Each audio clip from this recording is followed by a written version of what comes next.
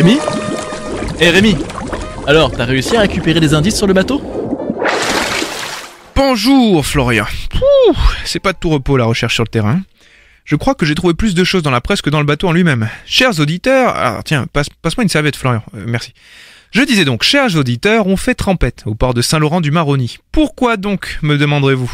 Après tout, n'est-il pas plus sympathique de fendre la foule réunie sur la plage du Gosselin un dimanche après-midi ? Peut-être, peut-être pas. Mais croyez-moi, le Gosselin ne renferme probablement pas autant de mystères que l'épave de bateau qu'on tente d'explorer aujourd'hui. Tout bon Saint-Laurentais connaît bien cet étrange navire échoué à l'embouchure du Maroni.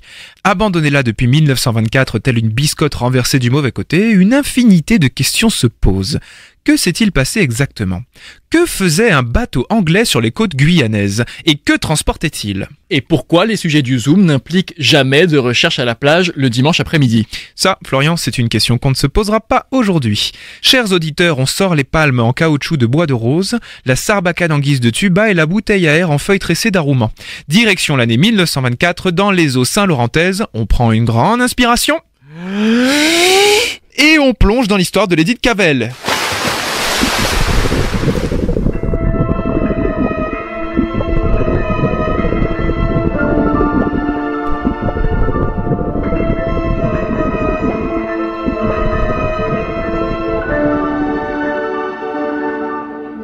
23 novembre 1924. Un vapeur britannique baptisé Édith Cavell et partant du port de Liverpool fait naufrage à Saint-Laurent. Parti le 5 novembre d'Angleterre, il devait rejoindre Cayenne comme première étape, puis Saint-Laurent et terminer sa course à Cristobal Colón au Panama en Amérique centrale. Stop, arrêt sur image. Édith Cavell, c'est le nom d'une infirmière anglaise qui soignait les soldats durant la Première Guerre mondiale sans tenir compte de leur camp. C'est quoi le rapport avec le bateau qui fait naufrage chez nous en 1924 ? Le rapport, c'est que l'infirmière dont tu parles a été fusillée en 1915 par les Allemands à cause de ses activités. En hommage à cette femme courageuse, le navire britannique échoué chez nous a été baptisé de son nom. D'accord, je comprends mieux. Donc vas-y, continue l'histoire du bateau, il s'échoue et il se passe quoi après ? Après, des rumeurs inquiétantes sont propagées à Londres. Un officier du navire prétend alors que les autorités françaises ont arrêté le capitaine du bateau, ainsi que le premier officier et le chef mécanicien. Apparemment, il se serait retrouvé enfermé dans une cellule d'une grande prison de Bagnères, je cite, « sans nourriture ni couchette », ce qui ne favorise pas le bien-être. Évidemment, sans surprise, les propriétaires du navire cherchent activement à faire libérer les officiers de l'Édith Cavell, et on les comprend. Alors, non seulement ils font naufrage, mais en plus on les prive de couchettes. Ah, je hurle à l'injustice. Mais quelle féroce compassion, Florian ! Notons qu'un journal parisien, le Petit Bleu de Paris de son poétique petit nom, donna une interprétation légèrement différente de cette histoire. Tous les journaux ont publié cette information. N'empêche qu'ils ont été un peu vite en la publiant. Ils auraient pu attendre ou réclamer des explications car cette information présentée ainsi n'apparaît que comme une version anglaise d'un fait invraisemblable car il n'est pas dans les habitudes françaises d'agir ainsi. En tout cas, si le gouverneur de la Guyane a fait cela, il doit forcément avoir une raison. En parlant du gouverneur justement, comment sait-on s'il a vraiment fait cela ou pas ? Au final, on dit qu'il s'est échoué, mais on ne sait toujours pas. Pourquoi ? Des indices peut-être ? Rémi ? Je préfère te le dire tout de suite, on ne sait pas précisément la nature de l'accident. Après tout, qui ne s'est jamais planté en conduisant son bateau à vapeur domestique ? Si on fait une petite avance rapide en novembre 1924, le journal officiel de la Guyane nous donne un petit indice. Par décision du gouverneur, un blâme avec inscription au dossier a été infligé à un pilote de 4e classe et un guetteur de vigie de 3e classe pour négligence dans le service à l'occasion du stationnement hors rade du vapeur Édith Cavell. Donc, il y aurait des Guyanais impliqués dans ce naufrage. Enfin, c'est ce que la décision du gouverneur a l'air de sous-entendre, quoi. Je vois le désastre diplomatique arriver à des kilomètres et je ne suis même pas vigie. Exact. En revanche, je me souviens avoir lu dans un journal que l'Édith Cavell avait heurté un rocher dans le Maroni. N'est pas pirogué qui veut ? Malgré les efforts, impossible de l'en dégager. Les propriétaires du bateau n'ont imputé l'incident à aucun membre du personnel.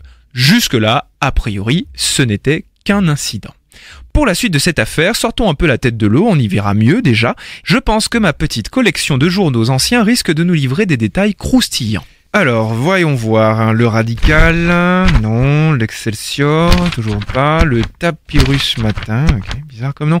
Alors, prends-moi plutôt ce journal-là, s'il te plaît, Florian. Ça dit qu'apparemment, le pilote du navire était français. Les officiers du navire auraient alors été arrêtés sous prétexte d'avoir volontairement fait s'échouer leur navire sur la côte française dans le but de...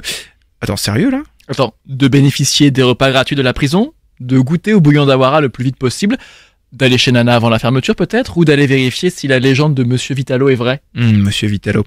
En effet, une petite plage te ferait pas de mal, toi. Non. Les officiers britanniques auraient voulu toucher les primes d'assurance. Tiens, l'article se termine comme ça.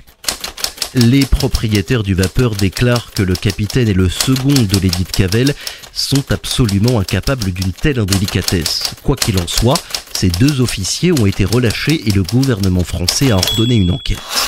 Ben regarde, dans cet autre journal, ils disent que le gouvernement britannique a demandé au consul anglais de Paramaribo de discuter avec les autorités françaises de Guyane pour libérer les officiers sans couchette.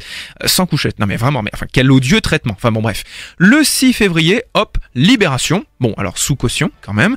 Et là, chers auditeurs, je dois vous dire que l'article emploie un terme très intéressant pour caractériser cette affaire. Il s'agirait de baraterie, soit l'équivalent maritime de la fraude à l'assurance. On en apprend des techniques dans les hommes histoires. Le plus frappant, c'est que le ministère des colonies n'avait aucun renseignement sur cette histoire plus d'un mois après l'incident.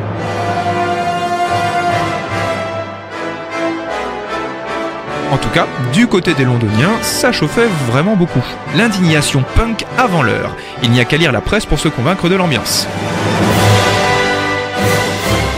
Cette affaire semble passionner l'opinion publique anglaise. Elle a eu son écho à la Chambre des communes sous la forme d'une question posée par un député conservateur, Sir Basil Peto. Apparemment, toutes les semaines, un député anglais posait des questions sur l'affaire et le ministre les télégraphiait à Paris jusqu'à ce qu'elles arrivent entre les mains du ministre des colonies qui les renvoyait au gouverneur de la Guyane. Je vous explique pas la chaîne de commandement. Quand le député de la colonie venait à Paris, le ministre n'hésitait d'ailleurs pas à lui dire « Je voudrais bien tout de même que cette affaire de l'Edith Cavell fût terminée. »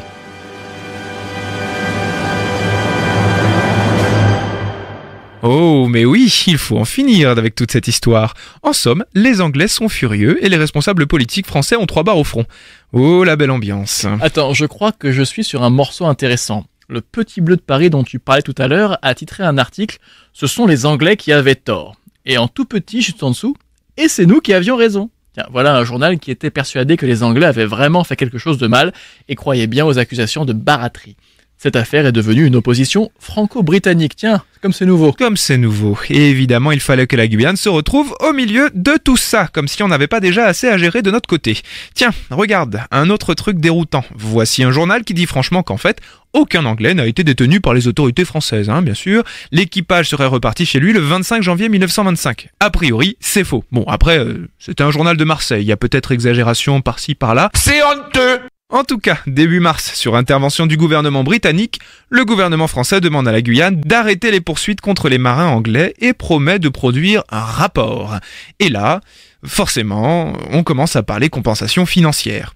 La Guyane va-t-elle devoir payer une somme aux officiers injustement emprisonnés en 1924 ? Oh, un petit plan glaciaire au Gosselin devrait suffire pour les compensations, non ? Incorrigible, Florian. Incorrigible. Le député de la Guyane, Eugène Lothier, invoqua une difficulté juridique pour statuer sur l'affaire. Mais le gouvernement français répondit que non. Inutile de déranger la Cour internationale pour un si petit événement. Monsieur Lothier nous explique. Dans l'affaire de l'Edith Cavell, nous avons tenu compte de l'amitié anglaise et nous n'avons pas voulu, pour une susceptibilité juridique, maintenir une position qui pouvait se défendre. Selon ses propres mots, je cite, « Ce n'était pas la peine de froisser pour si peu nos amis anglais ». Le maître mot de la résolution de l'affaire Cavell fut « la politique d'abord ». Mais... Ah, quand même, il fallait bien un petit mais quelque part, ça commençait à manquer. Allez, on est passé à la caisse. Bah, j'ai gardé le meilleur pour la fin. Si tu me passes ce gros volume posé sur l'armoire là-bas, merci Florian. Alors, il s'agit du journal officiel de la Guyane, édition de 1927. Dans un discours du gouverneur de la colonie, il est précisé que le budget est alourdi d'un surcroît de dépenses de 225 000 francs pour les indemnités à payer aux familles des officiers de l'Edith Cavell arrêtés à Saint-Laurent-du-Maroni. Et ben voilà, la politique d'abord consiste à payer nos amis. Au cas où ils deviendraient nos ennemis. C'est facile. Il suffit d'avoir un gros compte en banque pour ménager les passions du pays d'à côté. Et dans cet autre gros volume du journal officiel, on trouve la toute fin de l'histoire. Le 22 février 1935, donc 11 ans après l'accident, la Banque de la Guyane vendait aux enchères publiques 67 tubes à oxygène et un lot de ferraille provenant de la démolition du vapeur Edith Cavell. Mise à prix 10 francs. Ce qui n'empêche pas que l'épave soit visible encore aujourd'hui. 50, 52 fois, 53 fois, allez. Bon, maintenant qu'on a passé l'après-midi à lire de vieux journaux, Rémi, on peut aller à la plage ? D'accord, Florian. Mais avant, je voudrais chaleureusement remercier Lucien Durand, directeur du port de Saint-Laurent-du-Maroni, pour avoir attiré mon attention sur ce sujet, et pas que sur celui-ci d'ailleurs. Monsieur Durand ne nous aurait-il pas aiguillé sur un sujet en lien avec un restaurant par hasard parce que j'ai faim là? Allez, direction la plage avec un arrêt à la sandwicherie. Après 16 heures passées en captivité dans les vieux journaux, il faut bien que Florian reçoive une compensation. N'oubliez pas, chers auditeurs, le maître mot de la résolution de conflits est la politique. Et l'argent. Et si on n'a pas d'argent, eh ben on fait de la politique.